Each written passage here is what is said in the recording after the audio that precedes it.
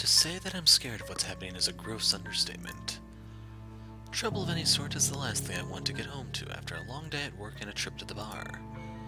And when I see Hannah near prostrate, I can only feel dread. She twitches and seizes, body wound and coiled tight before thrashing, shuddering, and shaking. Like a woman possessed, her mouth falls open and her eyes roll to the back of her head. It has the hallmark signs of a seizure. The symptoms are similar enough. And that knowledge, the fact that I know this, only makes me feel worse. But to hold her close is all I can do while she trashes about. I know this is wrong, that I'm not supposed to hold her down, yet I do it out of instinct, reflex even. I'm terrified of hurting her, but I see no other way to keep Hannah from hurting herself. It takes a lot to keep myself from running off to get help when she needs me here. It takes everything I have to keep myself intact. When she says my name, I realize that the seizures have stopped, but that doesn't make the dread go away. Luke, please. What happened here? Who did this to you? I don't know. I am so sorry. The sight of her tear-streaked face is enough to twist the knife in. It does not help that I'm as lost as she is right now, and all I can say is... Shh, it's all right. You're safe now, Hannah. You're safe now. I must have sat there in the kitchen, cradling Hannah in my arms for an eternity, until Johannes and a maid ran in, assuming the worst. She'd been screaming, enough to attract the attention of anyone on mansion property. But that's all well and good in the end, I suppose, as they helped carry Hannah up to her bedroom. I doubt I could have managed on my own. I might have slipped down the stairs and cracked both our heads if I tried. Both Johannes and the maid does a short work of making her comfortable while I sit on the sidelines. I have no idea how long I remained there, just watching them and her. But at some point after they've left us, the sun has set, leaving the room dark and silent. Nestled in all the pillows and blankets and put on her side, though, Hannah looks smaller than ever. She looks so weak and vulnerable that I can't help but worry. Not to mention the children. Think about the children. I wouldn't know how such an event could affect babies in the womb. Now seems like a good time as any to get drunk. But I just can't. I can't bring myself to leave her side just to intoxicate myself. Not with what just happened. I might just drink myself to death if I so much as tried. Please. Stay with me, darling. Of course. Anything for you, sunshine. There's no way I can leave her side without feeling guilty. Besides, what sort of husband and father would I be if I don't take care of her when she's sick? Not that I'm too confident about what I can do on my own. I'm not trained for this sort of thing. Even if I've experienced similar scenarios before, I might still have it all wrong. I've already called our personal physician along with the obstetrician who knew of her pregnancy for our house call in the morning. We'll have to go on from there. I don't like to think about it, but I can still remember the doctor's instructions on how to take care of my mother while she was ill. Provide a safe space for her to rest. Check. Let her lie on her side so she doesn't choke. Check. Loosen tight clothing to let her breathe. Check. Keep calm and don't panic. Well, I'm having a bit of trouble with that one, aren't I? Do you want any water? Something to nibble on, perhaps? I can call for something to be brought up. Soup would be good, right? I'm fine, Luke. Don't you worry. I'm just a little sick, but I'll get better. A pained look crosses her face, and, more than anything, I wish I could take away the pain she feels now. When she beckons me to come closer, to hold her in my arms, who am I to say no? Lulled to sleep unlocked.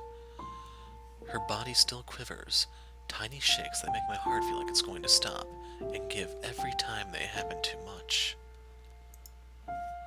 I take care to give her room to breathe, no matter how much of an uncomfortable position it puts me in. Her scent is enough to bring me at ease. Golden flowers, marigolds, buttercups, and daffodils. I'm not sure if she smells this way because I surround us with them when I can, or because she's wearing the perfume I gave her last Christmas. There we go. Now, are we comfy? She nods her head weakly, a smile barely making its way on her lips. I'd be ready to fulfill any request she has, anything to make this easier for her, anything to make her happy. But when she next speaks, I can feel my breath catch in my throat. Sing me a lullaby. A lullaby? Of course. I can do that.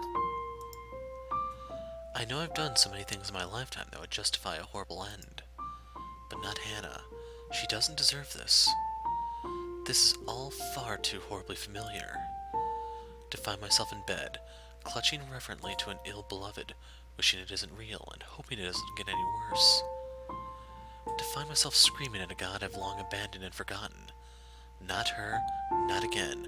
Take her and you will bloody rue. To have a lullaby shared, so that we can forget the pain and the fear. Hush, my darling, don't say a word. I'm gonna catch you a mockingbird. I can hear her breathy laugh, though it doesn't tell me to stop. If this amuses her, then that's fine. But her breathing soon evens itself out. A good thing too, and before I know it, she's fallen asleep. If only it would be as easy for me. I certainly don't envy her, but I don't particularly like how my mind runs right now. Battered and frayed, clutching at straws and asking myself if I'll really let myself fall apart in this moment. It's alarming how just the thought of losing her could break me, pregnant or not. And if that mockingbird don't sing, I'm gonna get you a diamond ring. I've already lost my mother, the only other woman I've truly loved in my life, and without knowing that as a young man, that wounded a great part of me. I am now aware of how scarred I am, for a lack of better term. And if anything ever happens to Hannah, well, I don't know what I'd do after the fact. Would the loss drive me insane? Would I become mad and swear bloody vengeance on a world that deserves less than her? Would I end up drowning in sorrow and guilt until I end up drinking one night and fearing a bullet is a good way to go? Or perish the thought, would I become like my father, one who had no further love for anything, not others or even objects or self?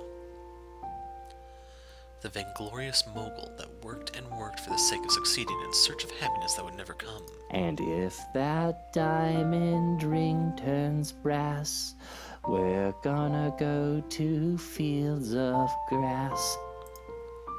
For a long while, I was that man, wasn't I? Pursuing gold and glory and nothing else. Bloody hell, I even started courting Hannah for the money her family had. She was a mark to be attained. But she was just so bright. And I don't mean intelligent, though she certainly is that too. No, she was bright in a manner that she could bring such sunshine to anyone's dreary life. I thought I would need to put on a mask with her just like all the others. But if anything else, she made it feel so constricting, suffocating, that I pulled off the mask on my own. I had wanted to be myself around her, just as she so willfully showed her real self to those around her. It wasn't some sudden realization. There was no eureka moment. It just happened. And in those fields where we roam, we'll take daffodils for our home. We would meet up and talk about business, but then those could only last for so long after a few dozen dates. We ended up talking about other things, little things that didn't seem to matter so much, inconsequential things that one would end up forgetting in the grand scheme of things. Good food, good music, dogs, the film we just saw, books we read while we were apart, and places we want to go. Things that weren't important suddenly are.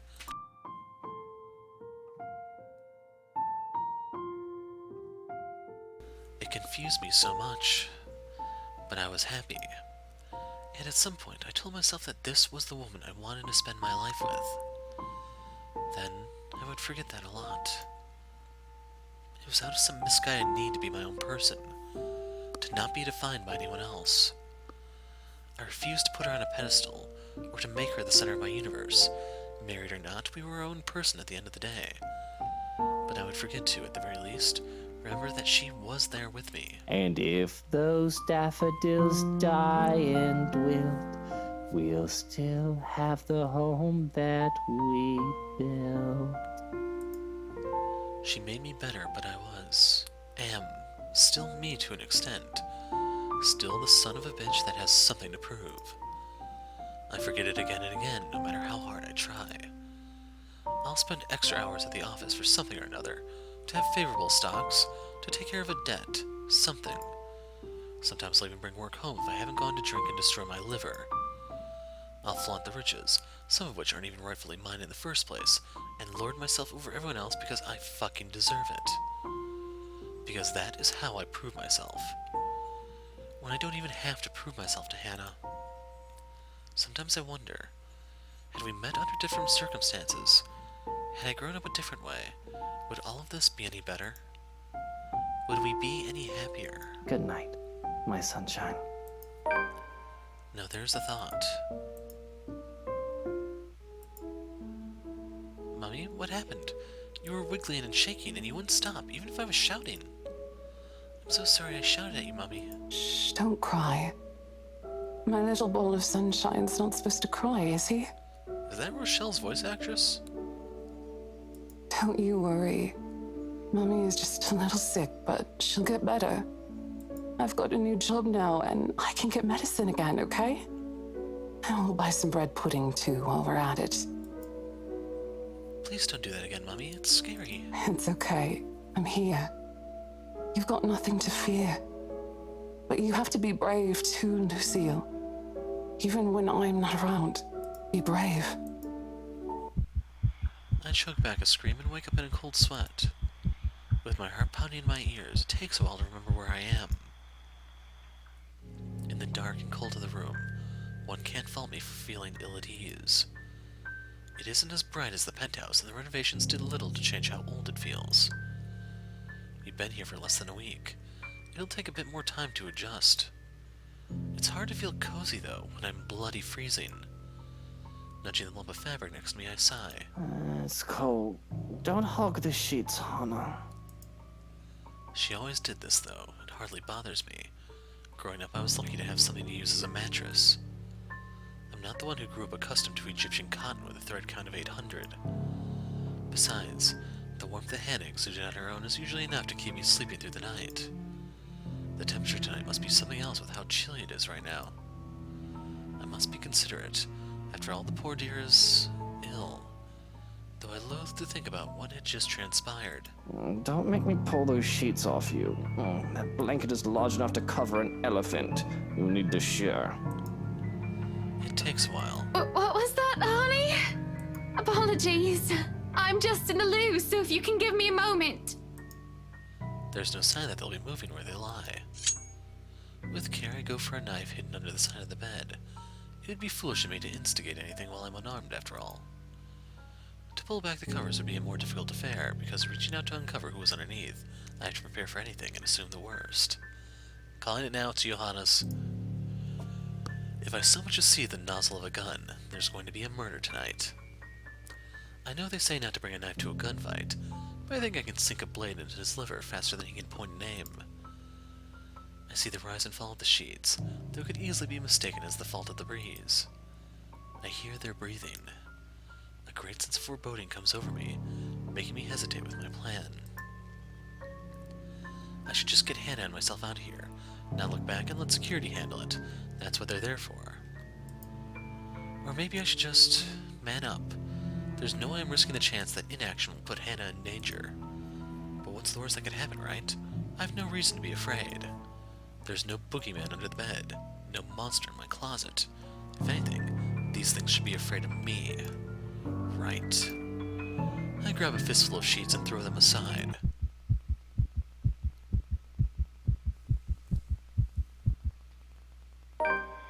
Nothing. Nothing but a bunch of pillows stare back at me. Must be my imagination. I'd rather not think I'm going mad. Could very well be the stress getting to me, all this drama with Hannah. I've been doing well all these years, all things considered. I guess I do have a breaking point. But still, the world goes on even if one cannot, and I must go along with it. I suppose a day off or two tomorrow won't hurt. Rests, aside for a few hours of sleep, will be welcome. More than. But I can't shake off the unease. I dare say that I feel afraid, irrationally so, that something will come creeping and crawling from under the bed, even as I lay back down and close my eyes.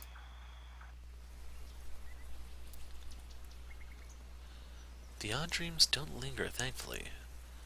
But with the morning comes another disturbance, both too loud and too sharp for my tastes. And I have very fine tastes.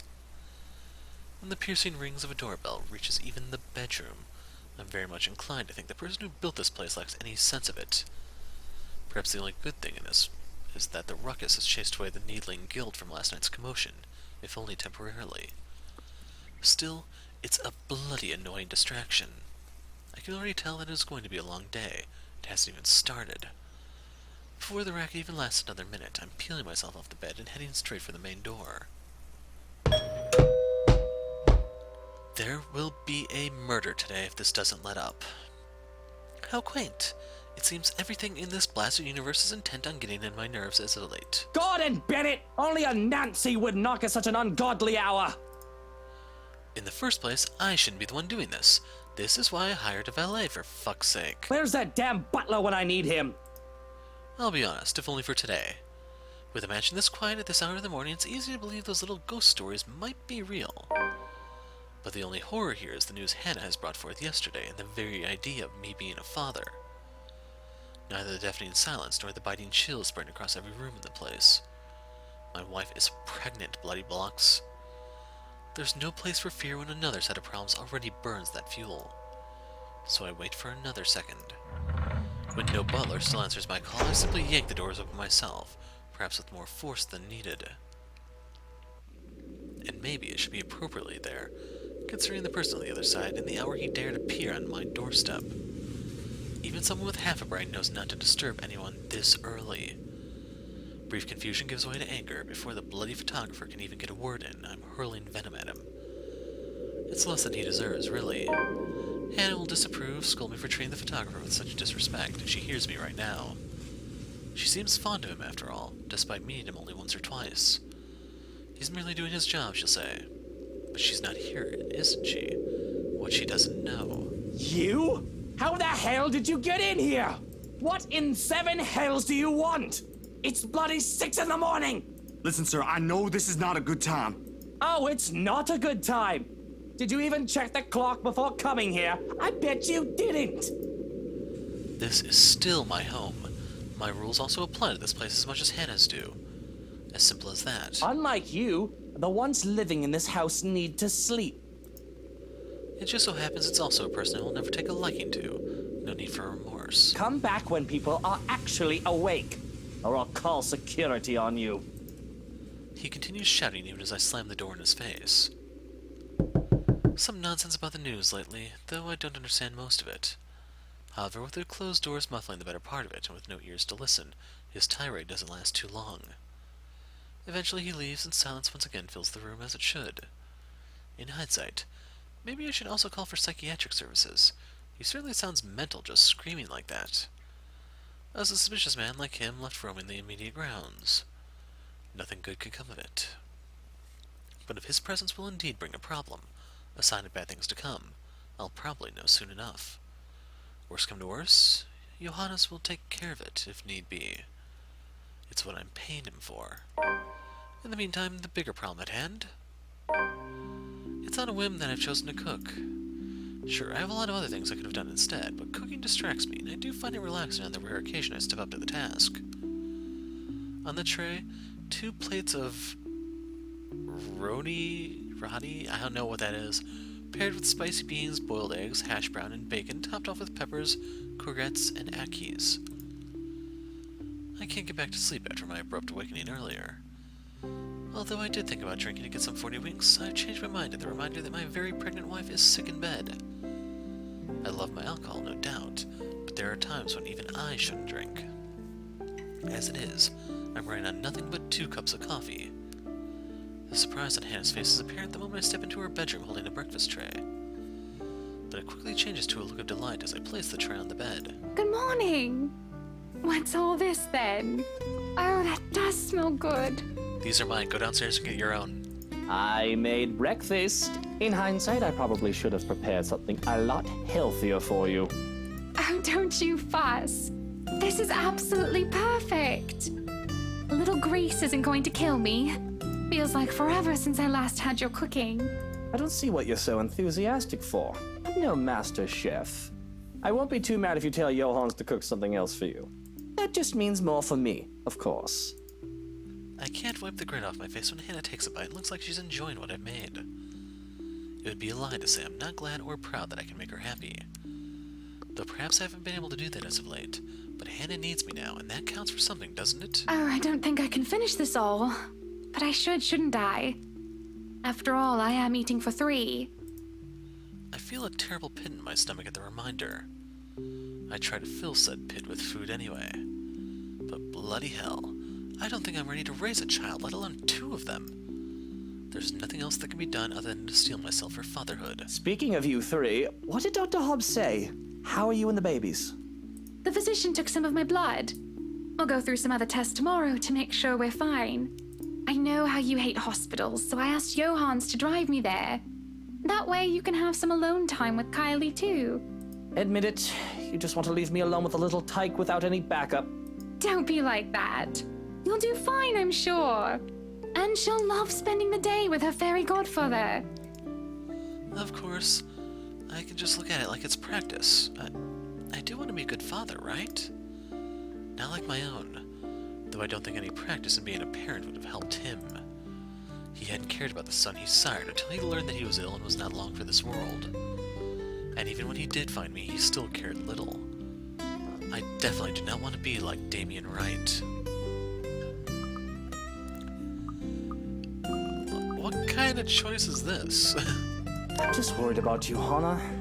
You sure you don't want me to go with you to the hospital tomorrow? Okay, I don't remember what she started at. That might be the wrong answer, but it doesn't matter.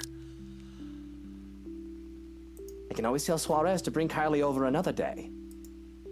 All my memories of hospitals are bad ones. Doctors only bringing bad news. Pills and money exchanging hands. All I can see is Mother too weak to take care of herself, let alone me. How her brightness dulled so badly, she might as well blend in with the white hospital walls, with how pale and lackluster she was. My breakfast starts to grow stale, and I feel like throwing up for a moment. I'll be fine, Luke. No need to worry your head over me. I'll go through those lab tests. I'll visit my gynecologist while I'm there too. It'll all be over and I'll be home before you know it. Besides, I don't want you hanging around and scaring the doctors. She says that, but I still can't shake off this bad feeling. This dread which creeps up my back and crawls in my ears. It's nothing new, perhaps. I hate doctors as professionals on principle. I mean, how can anyone not be afraid of the white coats and bloody hospitals? They know about how to help people, that is a given, but it's entirely logical that they know how to do the complete opposite. With their intimate knowledge of the human body, they'll be able to break as much as they mend. Who's to say that we're safe behind the doctor-patient confidentiality? Can we trust the drugs they give us? I don't think I can so easily put my life in the hands of another human being. Doctors are the scary ones, not me. I swear, a lot of them are vampires. She laughs and shakes her head, and I know she doesn't mean to mock, but I hardly see it as a laughing matter. You are being irrational. And I'm going to be fine. Don't you trust that I can take care of myself? Of course you can. Am I not allowed to be worried about my pregnant wife? A look passes over her face, too quick for me to decipher what it was. I'm sorry, I'm just not used to you worrying about. About me, about her. I think I want to go back to sleep. If that isn't a dismissal, I don't know what is. And maybe any other time I would have been mad. Yet I find that I'm only tired, resigned. I can only give a terse nod and start on putting away the plates. Neither of us find it in ourselves to finish the scraps of food that remain, appetites lost. There is no protest as I step out with the tray in hand. It's tempting to just drop it all to the ground. Carrying it down the stairs, it seems heavier than it should be, though I'm not sure if I'm talking about the tray or something else. The butler waits at the bottom of the steps and takes it from my hands. Johans, look after her. I just need to get out. For now, I can go and stretch my legs, fresh air and all that. Is everything all right? Should I be worried? I'm fine, I just need to breathe. Gray skies loom over in the horizon, though the sun fights for every precious minute it gets to stay. it'll rain again soon, with the wind bringing along the gloomy clouds normal to Luxborn. Until then, it doesn't hurt to be out here for fresh air and sunshine. I walk to the gardens, what little of it there is at the moment anyway, and kneel by the daffodils. These were the first to be brought here and planted on my request. And if nothing else, they brought in a sense of peace. They were Mother's favorites. Closing my eyes, I lift my chin up to welcome the light that shines upon me. And for a minute, I can imagine myself as one of the flowers, peaceful, blooming and all too happy to stand in its warmth. Life would be much easier if we were all like flowers, wouldn't it? But I didn't step out here to get all philosophical. I have problems much more practical than figuring out the meaning of life, after all. Too many things have gone on these past few days. And I want to forget about them, even for just a moment. It's almost All Saints, isn't it? To think I've almost forgotten. I speak the words absent-mindedly. The date means nothing to me, as I neither worship the religion nor have any graves to visit. After all, Mother was never given a proper burial. But it's a date as good as any for me to grieve. Otherwise, I would have done so every single day, crippling myself and shutting everyone else out. I can remember how the flames licked at her flesh and how it consumed her body, until there was nothing left but ash. I stood there, watching with the operator and a social service worker, though I could have been alone for all I cared. I felt alone. It was the most that could be done. No one would attend the funeral of a dead prostitute, let alone pay for it. All that is left of her, proof that she had lived, is her name written in the ledger of Luxborn Cemetery, a lighter, and me. Pulling out the lighter from my jacket, I can't stop myself from flicking it open to stare at the flame and to run my thumb over her name. All in all, it isn't much, but it's something. And it'll be wrong of me not to make something of myself, and she would have given everything to make sure I could become anything I want to be. Feels like I'm stuck in a nightmare right now. What I would give to have you here by my side, Mother dear. To see you smiling at me, alive and as beautiful as ever. I'm afraid I'm starting to forget what your face looks like. I've already forgotten the shade of your hair. Eleanor Chandler was a wonderful woman, though not everyone would have agreed. Not everyone had seen past her occupation, past her vices and her illness. All they saw was a poor woman who sold her body to make ends meet and had a bastard son because of it.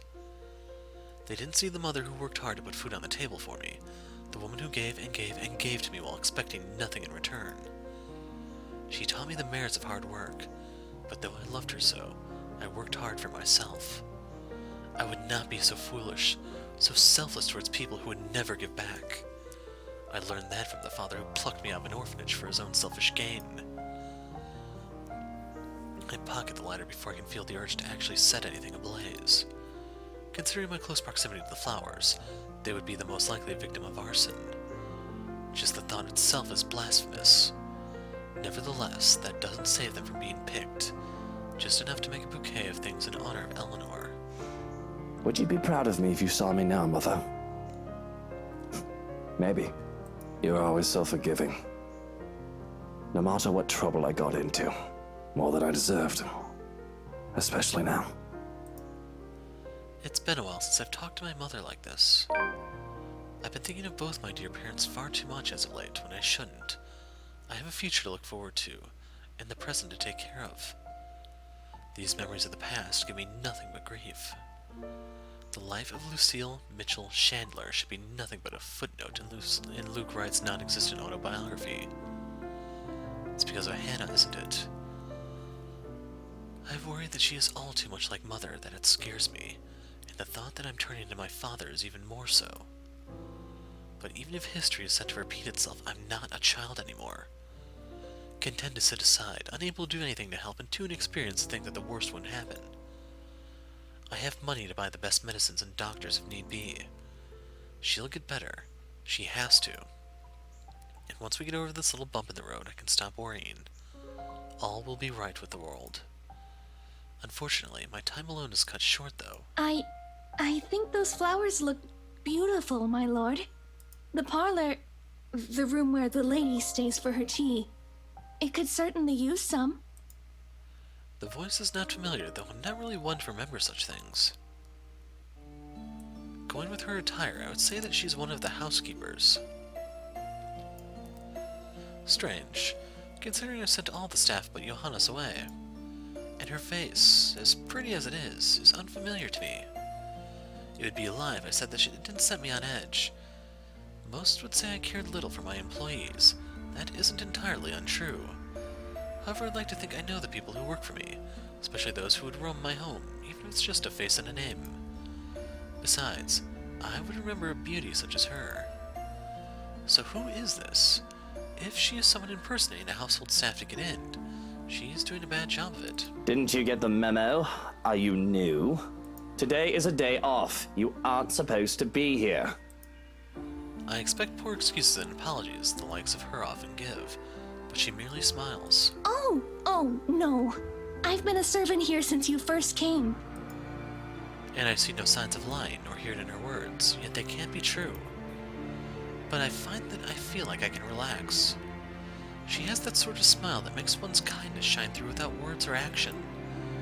It reaches her eyes, filling them with a strange sort of mirth, as if she's just thought of something very funny. Perhaps had it been any other person, I would have interpreted it as a deceitful grin. But the curl of her lips and the shine of her eyes are too soft to hold any malice. She takes my silence as a sign that she can continue. And it's not like I feel any urgency to stop her. I'm not really in the mood for company, but I'm not adverse to it at the moment either. Entertaining a beauty like her, even for a little while, wouldn't hurt.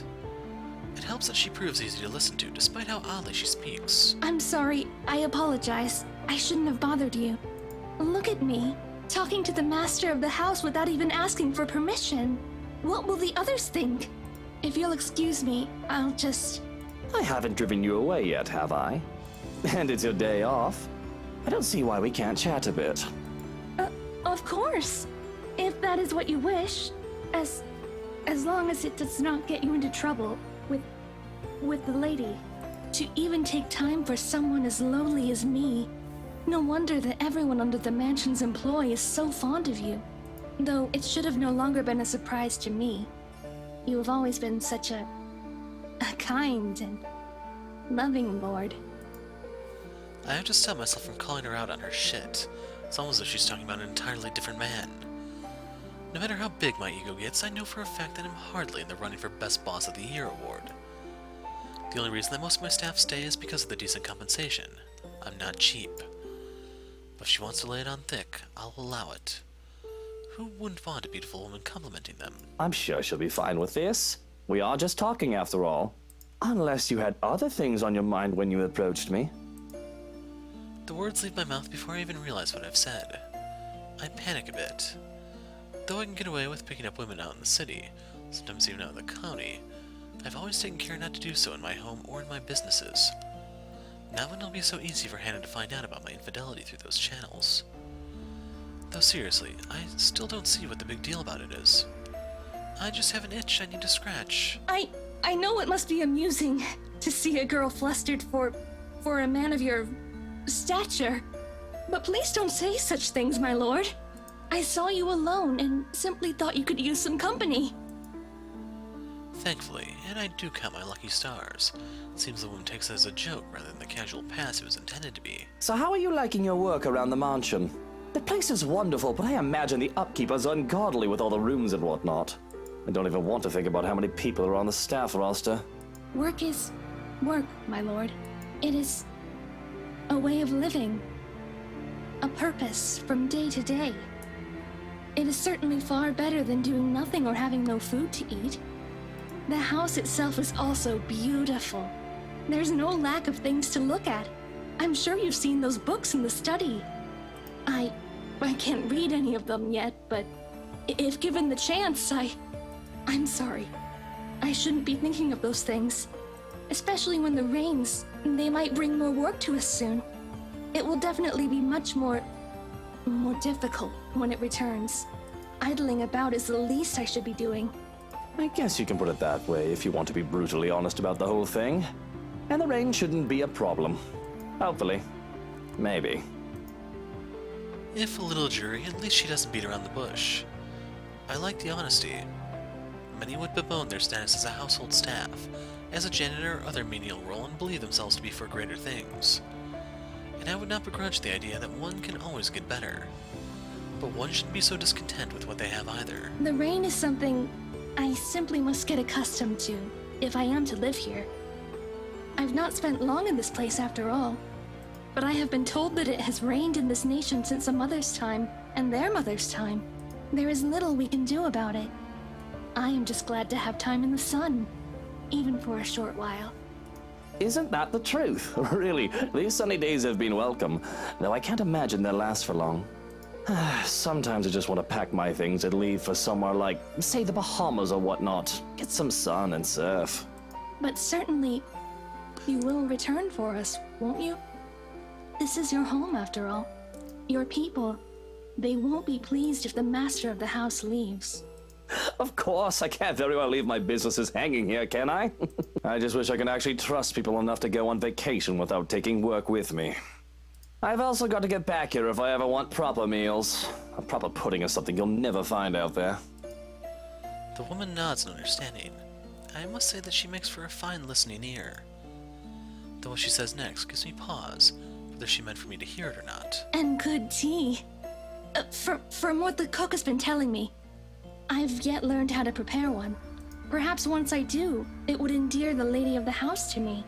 I never expected her to be so unkind after what she did for me. Though it's only if one catches her in a foul mood. I wish I knew how to avoid her anger. I highly doubt she means Hannah. That woman rarely has a mean bone in her body. And when she actually is nasty towards someone else, it's usually deserving enough, much like with that Rochelle woman. Hell, she even tolerates Harvey for me, even if she did admit that she doesn't quite like the man. She must mean the head housemaid, right? I have to laugh at that. Not that I have room to speak. I don't deal with her myself anymore, even Johannes has a few choice words about the head hog, or head hag. She's just been under the right employ when she was also the head housemaid for my father. And if anyone's not going to get along with someone, it'd be that crotchety old woman. I don't even remember her name. But the woman had been this strict, upstart bitch who took one look at me, her master's bastard son, and turned her nose up, as if she were better by my mere consequence of birth. That, and she absolutely loathed my very existence. Perhaps the rumors had been true. She had a miscarriage while bearing another one of my dearest father's children, and she saw me as an obstacle to her being granted a better standing in life. I remember that much at least. The only reason I haven't sacked her yet is because of her competence. Also because working under my household makes her absolutely miserable. Her resignation made impossible by her pride. Nobody really gets along with that woman. I think everyone just tolerates her because of how old she is. I mean, not to be rude or awful or anything, but she's at the age where she'll be pushing Daisy soon enough. Is she? Really, my lord? I'm sure the lady is much younger than that. I think the thought of tormenting the young and beautiful gives her reason to live. It does seem that way. Though I feel sorry for her. One's life should not be wasted away on hatred and anger. It is never good for the heart or the head to always carry ill thoughts. But at the least, you are here for us. We are certainly so lucky to have a lord like you. The lady even more so. The gods smile down on her. Though, if I may be honest, she is to be envied. Even when I have my suspicions about her, she's just so easy to talk with that I've forgotten. I don't know who she is, and if she's actually one of the household staff. That would explain why she would so easily give obviously wrong statements about my character. Though if she is here for malicious reasons, she would have done much more than do small talk with me by now, wouldn't she? I have so many questions. Perhaps curiosity will kill this cat. It's strange that I've never seen you before. What's your name? You do not remember? I don't believe you've mentioned it, or am I missing something? You still cannot comprehend it, can you, my lord? Her answer chips away at the good mood I'm starting to get into. I have every right to be angry at the cryptic response. She threatens insubordination with her very presence alone. But instead of hurling vitriol at the woman, I take a deep breath. I do not want my mood ruined further than it already is. Not right now when I can let my temper take its course another time. Whatever your name is, and no matter how long you've been working for us, that does not change the fact that you shouldn't be here. I'll call you a cab to bring you to the city if you want. Shouldn't I? What if I do not wish to leave? I merely desire to stay by your side and serve. Is that such a deplorable thing? Her gaze sends chills down my spine. It's too easy to see the devotion, the obsession in her eyes. Not the good sort either, as her scrutiny makes me feel like I'm laid bare. The offness of her presence is all the more palpable with the feeling of bugs crawling on my skin, and the silence that makes it seem as if the world has stopped. Any friendly atmosphere we might have had going for us is completely forgotten. Danger. A small part in the back of my mind screams, the part that has kept me alive all these years. And in hindsight, I'd be stupid not to take heed of it. But I've grown arrogant, complacent, and content to hide behind power and wealth. Yes, it's a deplorable thing, as you said, because I'd like to be alone now. Thank you very much. If you didn't want the day off, you should have reported to your superior. This is utterly unprofessional of you, and I shall be issuing complaints. In fact, if you know it's good for you, you should start looking for another employer. It's at my threat that the smile on her face turns tight. I see. It escapes you still. This is unfortunate. How despairing that this misery must go on. But maybe, if you come with me, I can help you. I can... So what she's talking about here is something that's going to come up in the true ending. When she reaches out for me, I recoil with a hiss. How dare you lay your filthy hands on me without my permission? I am not going anywhere with you. Now step back and walk away before I have you forcibly removed. As if a switch had been flipped, the woman's expression turns horrific, although that may very well be the understatement of the century. She herself turns horrific. Her presence is suffocating, bearing down on me. I'm rooted on the spot through no fault of my own as my fear paralyzes. You are too much like that vile woman. Poisoned by her rotten influence and her filthy words. But that can be remedied now that you're here. Oh, how we have waited to welcome you home.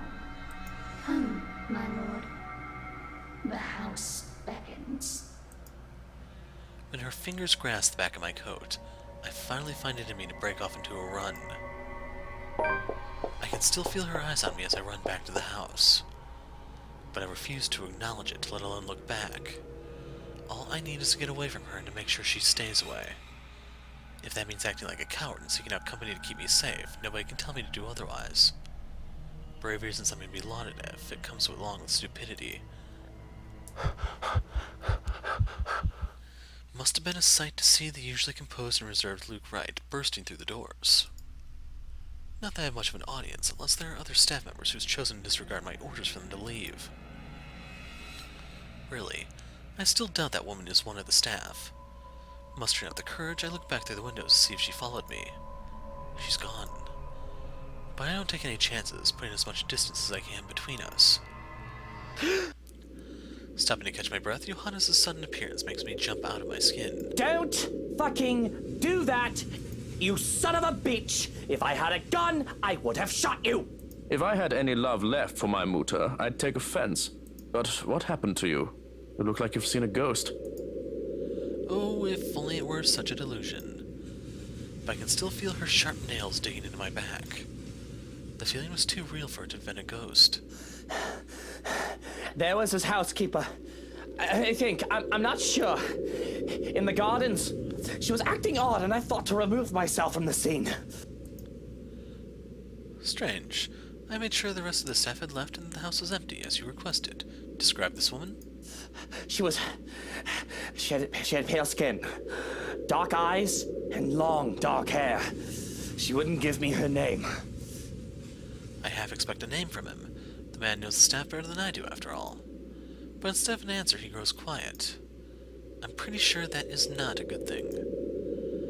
I'm even more worried when the man looks me over.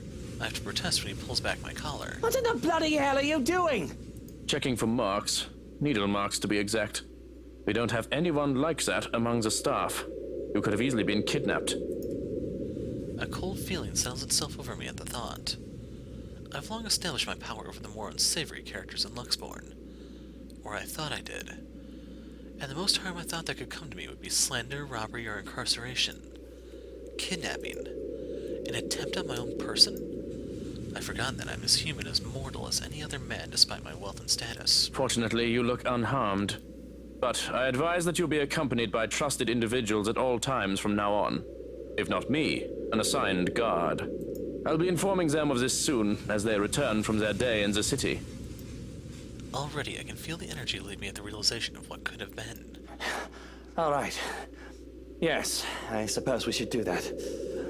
But I think I'd like to call it a day. I should be safe in bed, yes?